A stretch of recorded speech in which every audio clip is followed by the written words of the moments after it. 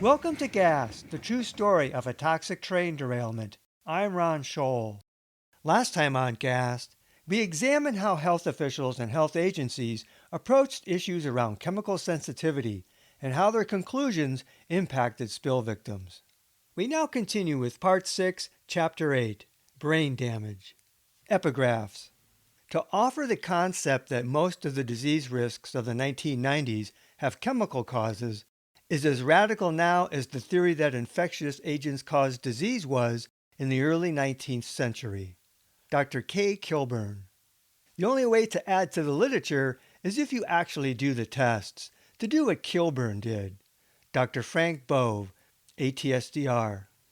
By the 1990s, many chemicals were known to have various neurological effects, but proving cause and effect, neurotoxicity, on human beings can be problematic absent controlled studies, especially if no biomarker exists. Researcher Dr. Gunnar Heuser, who corresponded with some Alberton spill victims, believed testing neurological functions was essential to evaluating a chemically injured or sensitized patient. Heuser held that common chronic symptoms following exposure to toxic chemicals included multi-system complaints, including neuro and psychological problems. But standard test results were often normal, and thus the patients will be labeled as suffering from post-traumatic stress syndrome, somatization, or related psychiatric categories, Heuser said. Neuropsychological researchers developed a battery of tests to assess toxic exposure effects and emotional reactions.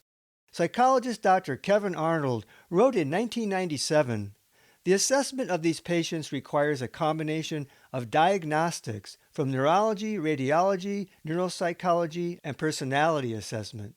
Patients needed to be educated on the neurology and neuropsychology of their disorder in order to understand the context of emotional reactions to their symptoms. Otherwise, they may feel hopeless and going crazy," he said. Our studies show that significant impairment of brain function may last years after exposure to neurotoxic chemicals has ceased, Heuser concluded. But, once again, not much was in the literature. Conventional wisdom holds that brain damage from chlorine only occurs with concurrent hypoxia or anoxia, conditions of significantly reduced or no oxygen to the brain during severe exposures. Usually one loses consciousness with hypoxia. Human autopsies have documented that high concentrations of chlorine can cause hemorrhages in the white matter of the brain. But absent controlled studies with chlorine, researchers have had little to work with. MRL attorneys commonly cited hypoxia as the only cause of neurological symptoms from chlorine exposure. If someone didn't lose consciousness, MRL argued, that person could not have received neurological damage from their exposure. Studies looking at neurological damage from chlorine exposure were rare, and a few prior to Alberton that found neurotoxicity did not specify hypoxia. Concerning psychology, a 1996 article cited 6 of 13 chlorine-exposed patients with a history of depression and 5 with anxiety in absence of hypoxia. But one study clearly made a neurological connection while specifically excluding hypoxia. The 1991 Holmes and Haben paper, Neurological Deficits Secondary to Chlorine Gas Exposure. Holmes and Haben studied 2 men exposed briefly and separately to chlorine gas used in pool maintenance. Neither man lost consciousness, so extended hypoxia was determined not to be a factor. They shared initial symptoms of tingling sensations, double vision, poor concentration, memory problems, fatigue, and personality changes. Neuropsychological tests showed deficits in memory, abstract reasoning, language, and visual spatial skills, and psychosensory and psychomotor functions. Follow-up showed no significant improvement. Haben and Holmes concluded that generalized neuropsychological dysfunction was found in spite of there being no history of an extended period of hypoxia. This suggests that chlorine gas and its byproducts has a direct effect upon the nervous system, they wrote. This paper was arguably the best outside support for Dr. Kaye Kilburn's unequivocal opinion that chlorine exposure could result in brain damage. Born in 1931, Kilburn had an early career researching and treating pulmonary disease while organizing cardiopulmonary divisions and medical services at universities and hospitals, including in the emerging field of environmental medicine. In 1977, he joined the Environmental Sciences Laboratory at Mount Sinai School of Medicine in New York, in part to develop mechanisms of diseases labs for environmental and occupational medicine. In 1980, Kilburn became a professor of medicine at the University of Southern California School of Medicine and director of the Environmental Sciences Laboratory. In 1994, he became president and director of Neurotest Incorporated. He also edited the Journal of Environmental Health. In his decades of research on lung damage by various air pollutants, Kilburn increasingly made connections with function of the brain. Kilburn began seeking objective ways of measuring impact on the brain, similar to function tests for the lungs. In the 10 years leading up to the Alberton spill, he conducted neurophysiological tests on over 3,600 people exposed to environmental chemicals, and determined the brain was the primary and the ultimate organ damaged by many chemicals, the most sensitive organ for chemical injury. In the process, he developed a protocol for field tests adaptable to various types of exposures. And in addition to many articles, he published 2 books on the neurophysiological effects of various environmental exposures. Kilburn posited that chemical brain damage equated functionally to premature aging of the brain, that it was possible to accurately measure impaired functions, and, convinced that such damage was by and large not curable, he became an advocate for preventing such injury and a critic of corporate abuse of chemicals upon society. In the process, he didn't merely study victims of chemical exposure, but testified on their behalf. He wrote of such victims, "Their increasingly frequent tragedies need to be studied as examples of chemical injury for the benefit of all society." Kilburn saw brain damage from ubiquitous chemicals as the largest general threat to humankind. "Our civilization reeks with chemicals," he said. "The slow destruction of our brains is an oozing lesion that, if not stopped, threatens to destroy our civilization." But Kilburn was clearly aware that one of the biggest obstacles to acceptance of his theories lay in the gravity well of convention and invested interest. Science had to make the case. Since almost all environmental exposures went unmeasured and dose estimates usually a guess, Kilburn began with health effects first and then modeled exposures. He was highly critical of psychological explanations for people's symptoms from chemical exposure that mistook an effective outcome for a cause. True investigation, he felt, should begin with objective testing of neurobehavioral functions. Unlike brain scans, which showed local damage or general damage only after it had become gross, Kilburn sought tests that were sensitive to general damage at an early stage. He began employing neurobehavioral testing that revealed signs of generalized brain damage in cases where differential diagnosis pointed to chemical exposure as the cause. Kilburn naturally relied on exposure accidents, unscheduled human toxicity testing, he called it, for his subjects. The process was less than scientifically ideal, but barring unconscionable controlled experiments, there was really no choice but to squeeze meaning out of man-made disasters experiments, he said. By borrowing and adapting from various established psychological tests and building devices to measure brain activities, Kilburn developed a battery, evolved over years, to examine incipient neurological effects of exposure to a variety of chemicals. He followed subjects through time to document changes. From years of testing, Kilburn developed several referent control group populations, which he combined into a nationally representative unexposed group to define the U.S. population's test performance when unexposed to chemicals. They became the standard for his control data. But it wasn't easy for Kilburn to define normal for brain functions absent significant exposures. Based on a range of control groups developed over 10 years, he concluded that only 4 groups were good controls. Kilburn's dismissal of controls set him up for attack later in court, but Kilburn made the analogy with basing pulmonary function studies in the same fashion. If you get abnormal pulmonary functions, You have to conclude that people had some reason for abnormality, he said. In rejecting control groups he considered abnormal, Kilburn asserted he had found the norm, a standard, in effect making further control groups in his studies irrelevant. Heuser wrote, "The fact that exposure is an everyday event for most people makes it almost impossible to find scientifically acceptable control populations."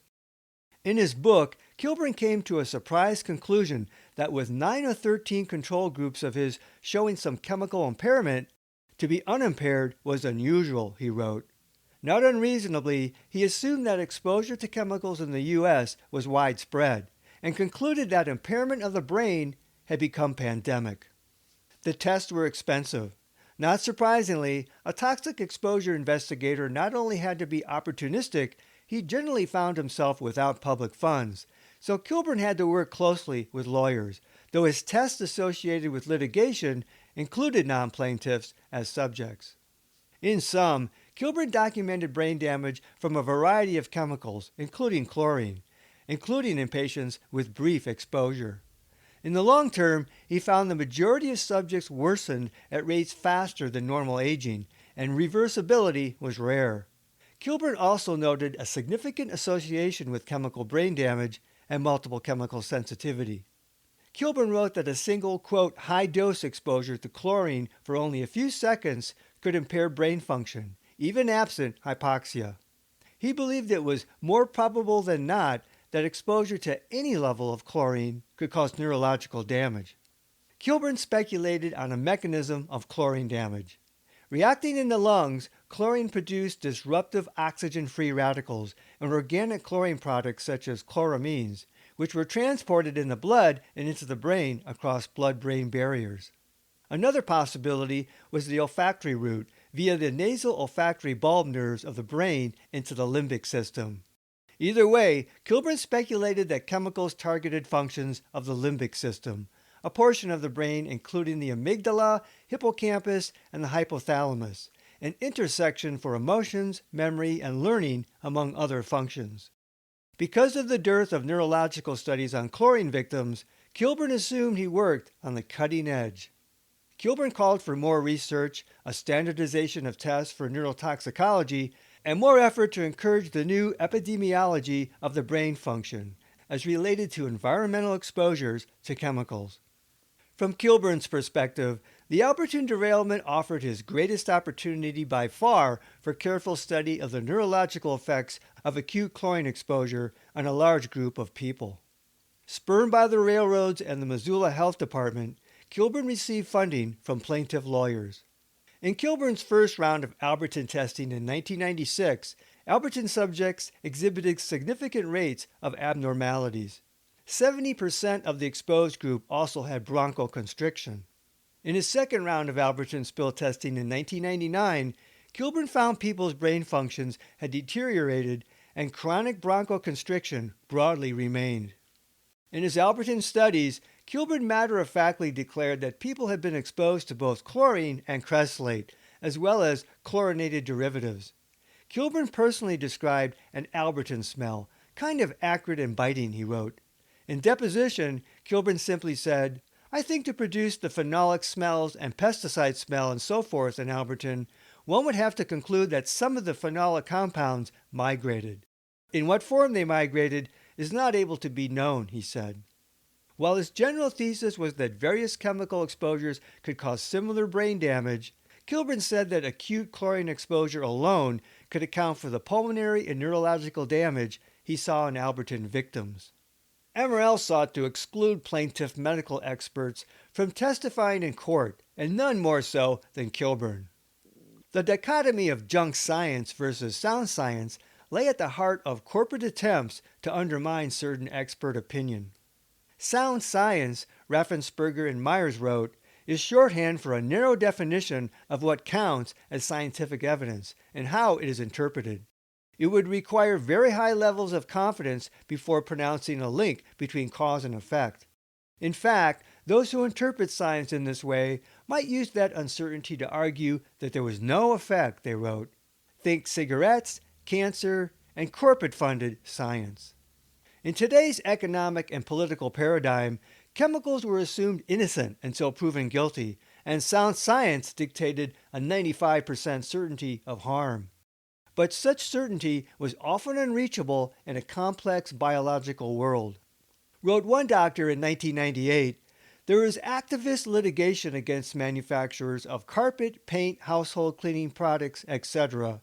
These multi-million-dollar lawsuits have been curtailed by the 1993 U.S. Supreme Court decision Dober v. Merrill Dow Pharmaceuticals, which has given trial judges authority to exclude unscientific testimony. This decision has been used successfully in ruling that multiple chemical sensitivity is not a recognized clinical entity. Enter Dober. Dober set two important precedents, interpreted by plaintiffs as encouraging bias towards defendants in tort cases. The court strengthened the role of judges as gatekeepers for scientific evidence that the jury would hear, and elaborated on rules for evaluating the reliability and relevance of scientific experts and scientific evidence. Dober and subsequent rulings have allowed judges to decide what sound science is and what juries get to hear.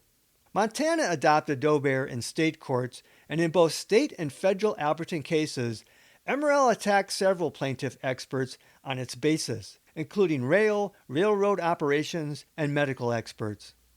MRL's arguments against the expert testimony of Missoula ophthalmologist Dr. Rick Neumeister put the attacks against Dr. Kilburn into perspective.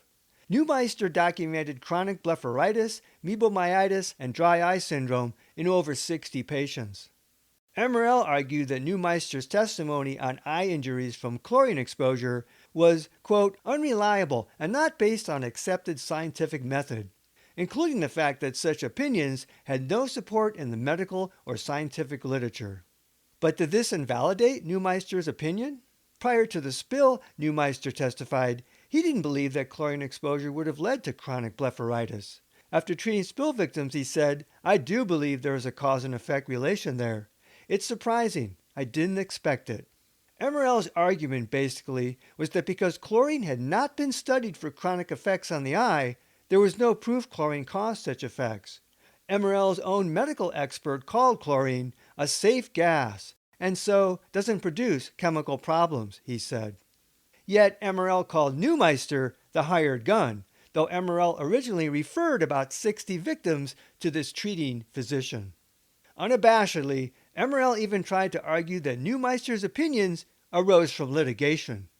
Neumeister had done case studies. He hadn't been in a position to conduct a more rigorous epidemiological study, but as a treating physician, he practiced clinical differential diagnosis.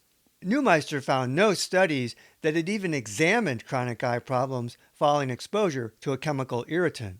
He concluded it was possibly not a subject that had aroused interest, funding, or had clinical significance. While MRL worked hard to discredit Neumeister, in December 1999, the ATSDR Phase 2 report bolstered his opinions. Neumeister called the report the first methodological study to evaluate long-term eye injuries from acute exposure to chlorine, and which validated his clinical conclusions. MRL then attacked the ATSDR Phase 2 report as not being scientific. Neumeister's only court testimony came in the Edgar case, and was crucial in proving Stephen Edgar suffered chronic eye injury. In 2000, in the Mayo case, Magistrate Leif Erikson denied MRL's motion to exclude the testimony of Neumeister, noting his use of differential diagnosis. He wrote, there is also a smoking gun quality to his opinions in view of the dozens of patients he treated following the derailment. Other judges upheld that ruling. MRL's attack on Neumeister's straightforward conclusions was just a warm-up for the confrontation with Dr. Kilburn over the issue of neurotoxicity.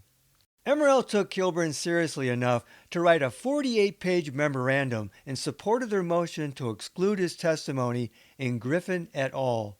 They drew upon the opinions of their medical experts to conclude Kilburn held scientifically unreliable novel opinions that chlorine caused neurological damage. MRL cited 8 previous tort actions where Kilburn's neurological opinions had been excluded and rejected in a ninth between 1994 and 2000, 2 concerning chlorine exposure. Those courts had labeled Kilburn an advocate against chemicals and claimed his methodology was flawed and unreliable. Kilburn testified that in his past 15 big cases he'd been involved with, his testimony had been allowed 10 times.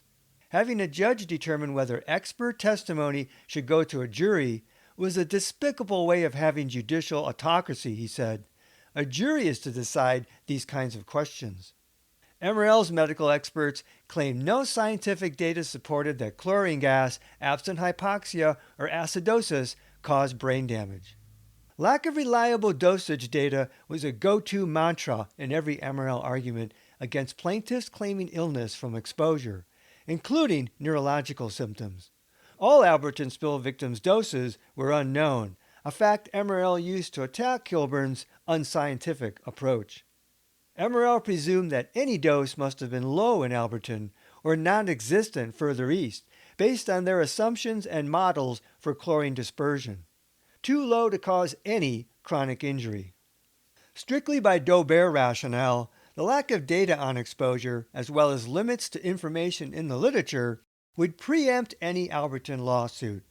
MRL would use this scientifically valid method to generally question plaintiff medical claims.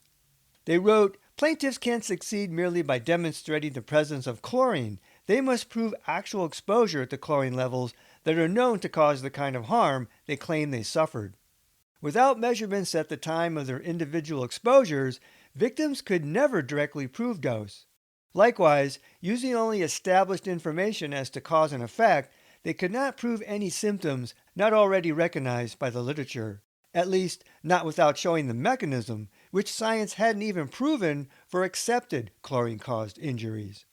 Under this judgment of sound science, failure to prove damage was a fait accompli.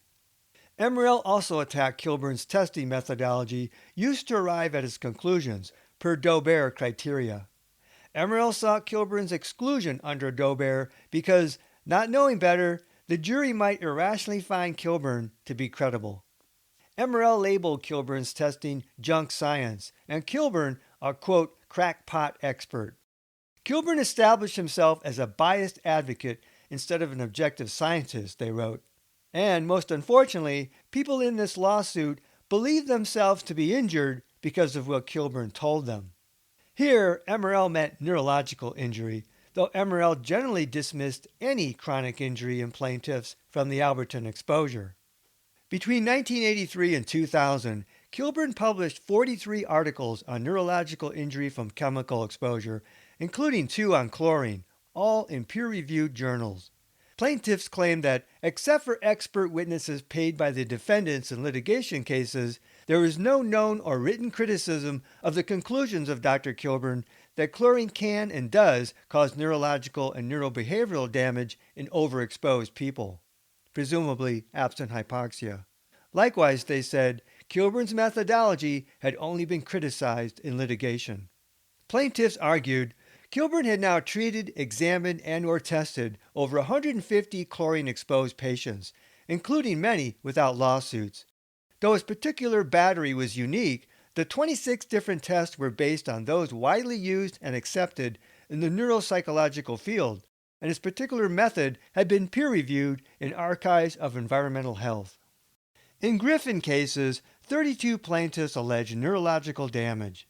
Missoula County Judge Ed McLean excluded Kilburn's neurological testimony in September 2000. Acting as a gatekeeper, McLean found Kilburn's methodology and conclusions unscientific and unreliable, he wrote, novel science that mandated the court apply Daubert, for which Kilburn failed on all 5 criteria. As attorney Ted Lyons' team sourly noted, McLean fundamentally adopted MRL's experts' review and critique of Kilburn. There was no mention that McLean had a scientific advisor. McLean expressed no personal understanding of Kilburn's methodology. In sum, McLean ruled that Kilburn came across as an advocate, not a scientist, who sought to prove preconceived conclusions. McLean also denied plaintiffs' motion to obtain an additional expert witness to replace Kilburn, ruling summarily that neurological issues per se regarding chlorine exposure did not meet Daubert, McLean's preconceived conclusion.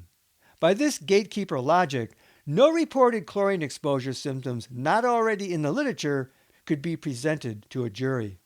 Death by Daubert. Neurological injury from the Alberton spill would never get a day in court, and no jury would hear the detailed reasoned arguments for and against. But even if some judges dismiss Kilburn's tests, methods, controls, and conclusions of neurological injury, many Alberton victims continued to report chronic symptoms such as memory degradation, dizziness, headaches, and a general feeling of having abruptly aged. These symptoms didn't vanish because of a judgment concerning sound science. In making their case for neurological damage, plaintiffs also cited the ATSDR Phase 2 study showing that 51.2% of exposed versus 13.1% of the control population gave 6 or more positive answers to neurological screening questions, and that Alberton victims were 7.3 times more likely to report neurological symptoms. But ATSDR didn't know how to evaluate their own questionnaire, claiming the questionnaire's use in this study was primarily to address residents' concerns about neurological symptoms, as it has not been shown that chlorine is neurotoxic, they wrote. ATSDR's neurological questionnaire, by ATSDR's own admission, was basically meaningless, not a serious scientific attempt to investigate victims' complaints of neurological effects. ATSDR's Dr. Oleg Murav and Frank Bove presided at the public availability session for the Phase 2 report in late 1999. They emphasized that the neurological screening, like other self-reported answers, didn't prove much. Plus, Bove said, there was no evidence in the literature that chlorine caused neurological effects. So what was the purpose of the, quote, neurological screening, as ATSDR called it? Bove, it's just a questionnaire. It's not screening anything. The stated purpose was to respond to people had concerns about neurological problems. ATSDR did no neurological testing. The only way to add to the literature is if you actually do the tests, Bove said. There's no other way to add to the literature but to do what Kilburn did. I have to be honest, I don't know what the assumption was. The case could have been made, I guess, that we should have had done neurological testing given the concern of the citizens, but not based on the literature, Bove said. A self-fulfilling assumption. Because of the limited literature, we won't add to the literature. ATSDR added the neurological questions to present a facade of responding to victims' concerns. In terms of all non-classical chlorine symptoms, the Phase 2 study was devoid of significant investigation and medical inquiry. While the courts dismissed Kilburn as being an advocate in his scientific research, ATSDR used preconceived notions about neurological effects from chlorine to dismiss doing the science. Dr. Cynthia Lewis Younger, contracted by ATSDR to do her Alberton clinical health evaluation in 2000, reported that she would recommend neuropsychiatric testing to assess the extent and severity of neuropsychiatric impacts. The purpose of that testing, she said, would be to determine the depth and nature of the impact on the higher cognitive functions, the things like memory and executive skills that can only be discerned by special kinds of testing, to determine if there was an excess among the population, she said. But just as ATSDR had no interest in following up Lewis Younger's RADS findings, or in following their own long-standing recommendations for studying multiple chemical sensitivity, the agency would have no interest in following her recommendation for true neurological or neuropsychiatric testing. Dr. Mary Stranahan, a general practitioner and osteopath in the Flathead Valley north of Missoula, didn't doubt Alberton spill exposures caused neurological injury. How do these symptoms relate to the respiratory system? She asked in a 1998 interview with Lisa Mosca. Multiple wakings of sleep, fatigue, brain fog, pain in legs, short-term memory loss, reading retention, and difficulties with subsequent exposures? It has nothing to do with the respiratory system. It has to do with the neurological system. There is a definite neural brain injury that you see in an acute chemical exposure, she said. Stranahan pointed to PET scans that had documented injury in brain function as a result of toxic exposure. Stranahan described brain fog, something also seen in chronic fatigue, fibromyalgia, and Gulf War syndrome, It's that same sort of way you feel when you are at the very height of a bad flu bug. Your head doesn't feel like it's attached, that dull, just non-functioning brain. She pointed to two Alberton patients. One, months after the spill, couldn't return to her home without experiencing debilitating symptoms, including those mentioned above. Another patient, independent and successful prior to the spill, and with no prior history of neurobehavioral problems, Stranahan now described as a psychiatric train wreck. Most of her patients had learned how to detoxify and avoid exposures, but no one was cured. I see these as permanent changes related to how these people's brains work, she said. Stranahan concluded, with ubiquitous chemical exposure in the world, the spill was the straw that broke the camel's back for many Alberton people. 9 years after Alberton, during the response to the 2005 Graniteville, South Carolina train derailment and chlorine spill, non-classical chlorine symptoms again resurfaced.